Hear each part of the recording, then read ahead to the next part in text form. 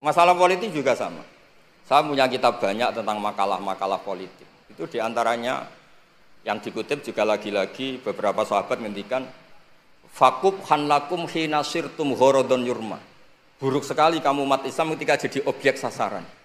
Itu dulu pernah ada seminar ekonomi saya ngisi itu. Ketika orang Islam suka haji, yang kepikiran bikin sajadah itu orang Cina.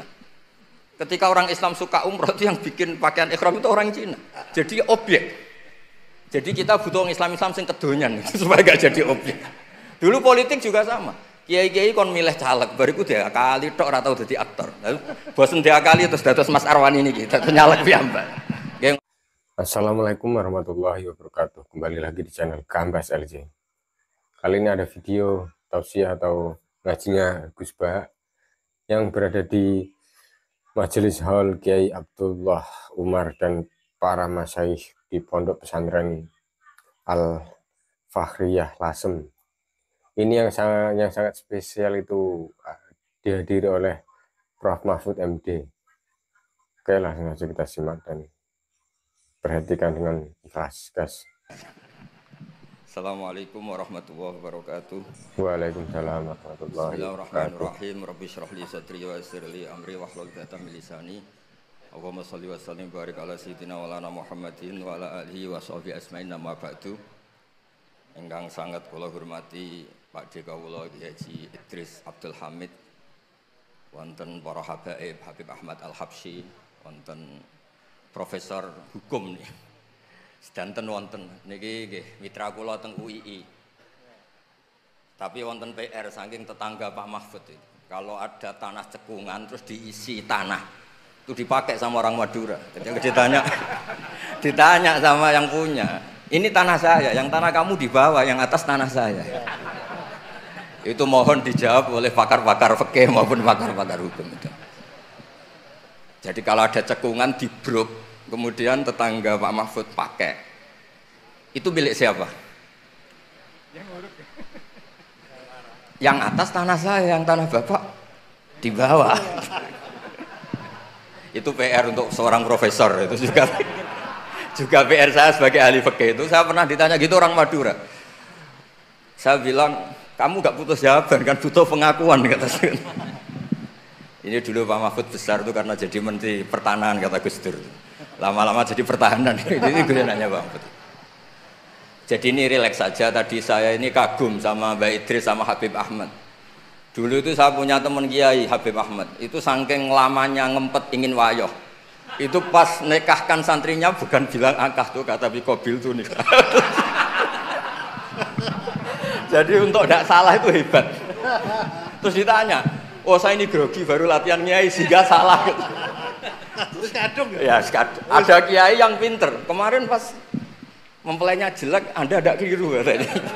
Ternyata karena nganten putrinya tuh cantik, langsung bilang Kobil tuh nikah. Kalau pas jelek bener. Jangan-jangan pengalaman pribadi. Terus niki keluarga sedanten maafot. Jadi dulu Mbah Hamid lahirnya di dalam ini Kiai Hamid. Kiai Hamid lahir di sini, punya abah asmane niku Abdullah bin Umar. Kiai Abdullah itu punya saudara kandung tuh buyut saya. Buyut saya itu ruju paling terakhir, sehingga mas-mas di sini ini kumo luhur semua sama saya.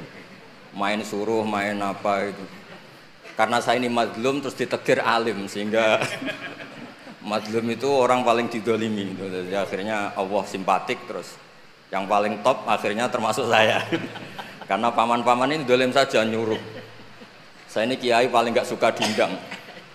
Bukan karena saya sombong, enggak, diundang itu ribet. Ngomong harus muji yang punya rumah. Tadi Mas Zainul ini yang namanya Mas Zainal Arifin itu ini. Ini di struktur ponaan, tapi gara-gara pengasuh tadi disebut Pak Mahfud nomor 1. Itu sepanjang sejarah. Naturalisasi.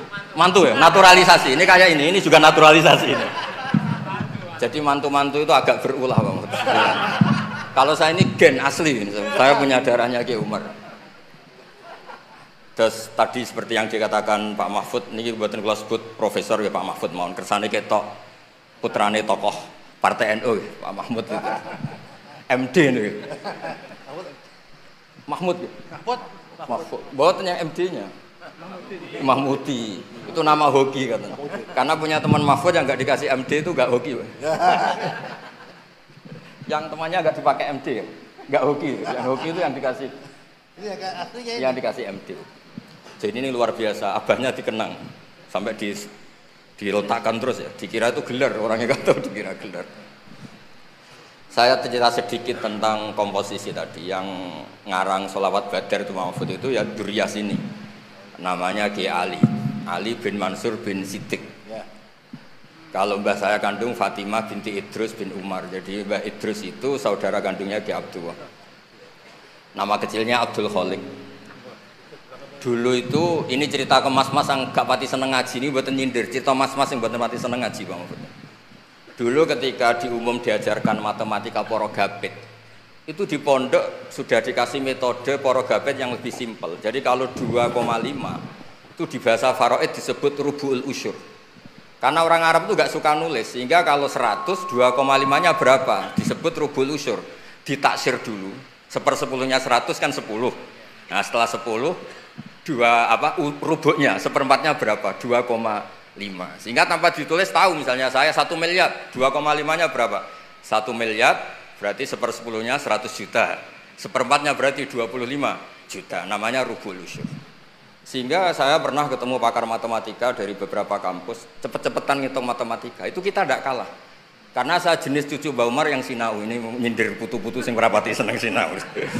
Terus monggo kalau aturi tobat nggih kersane. Karena saya ini tiap acara di sini niku dikongkon pidato, tapi posisi ini dikongkon, mboten kehormatan, mboten kehormatan. Gratisan bisa ngatur.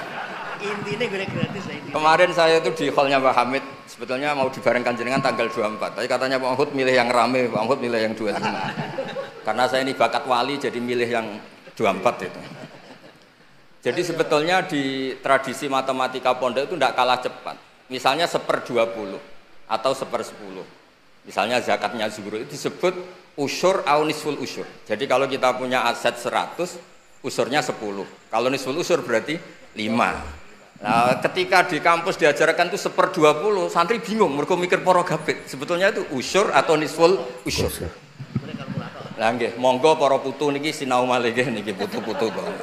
Aja diundang Gus tok gratisan cucap-cucup. Niki Mas Arwani nggih Mas kula, tapi ngajine gak dosih khatam kula. Mulane terus DPR mbak-mbak. Nggih nggih hafal Quran duka sakniki mboten ngertos. Nggih mugi-mugi terus deres. Penghina itu namanya ya. Waduh. Nak madlum kok barokah Mas. Mau didongakno Pak Mahfud. Terus di sini keluarga semua Pak Mahfud. Tadi jenengan pun ngetikan serius, kula bagian guyon Pak. Karena wow bingung kalau ngadepi mas-mas palek-palek niku pun bingung. Niku mengke mau itu hasanah kedua Mas sama niku. Kok jopo ditandangi. Mas sama. Engko tak sangoni Mas, tenang ya Mas. Dulu itu kiai-kiai ngajarkan matematika, sosiologi itu juga gampang. Dulu yang diajarkan kita Pak Mahfud supaya orang punya harga diri itu mengutip dawuh Sayyidina Ali. Ahsin man syi'ta takun amira. Kamu berbuat baik saja sama orang, pasti Anda bisa memimpin.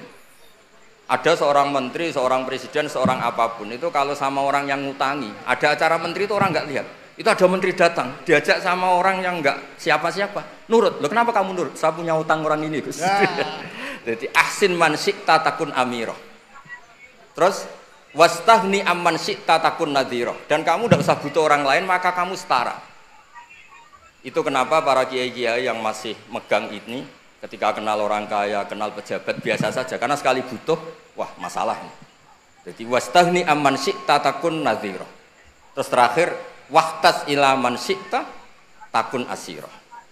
Dan silahkan kamu butuh orang lain, maka kamu akan menjadi tawanan orang itu. Oke.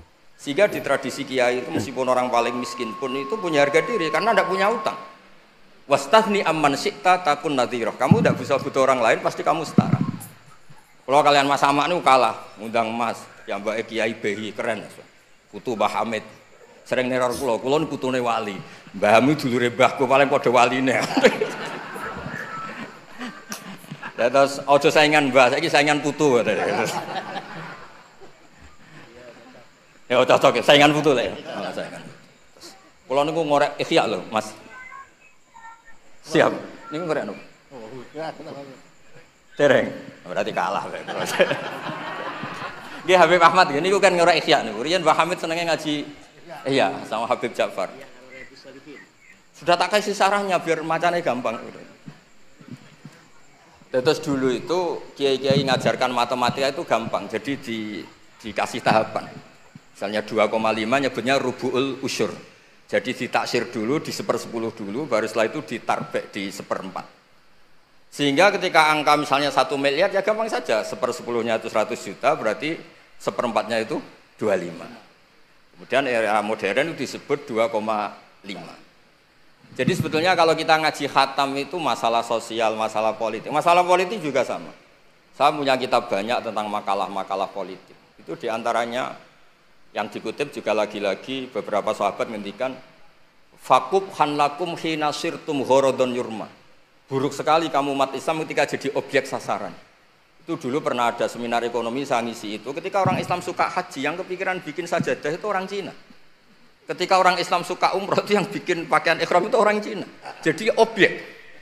Jadi kita butuh orang Islam sing kedonyan supaya gak jadi objek. Dulu politik juga sama. Kiai-kiai kon milih caleg, bariku dia kali tok ora tau dadi aktor.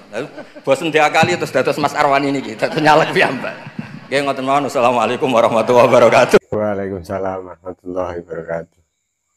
Alhamdulillahirabbil alamin. Itu tadi yang disampaikan ceramah dari Gus Baudin Nur Salim. Ada juga ya sekalian menggojlok para anak cucu mantu dari Kiai Abdullah Umar dan para anggota keluarga, dan juga menggojlok Pak Mahfud MD yang ada nama MD-nya di belakang itu sebagai hoki, dan juga menerangkan tentang dulu itu wali lupa saya.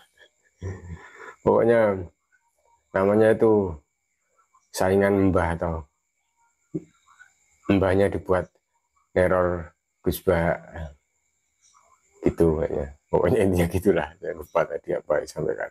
Oke, semoga ini bisa menjadi kajian ilmu untuk keislaman kita dan bisa menerapkan sedikit demi sedikit dengan metode-metode dari apa adanya kita dan keadaan masing-masing. Oke, wassalamualaikum warahmatullahi wabarakatuh. Kambas LJ.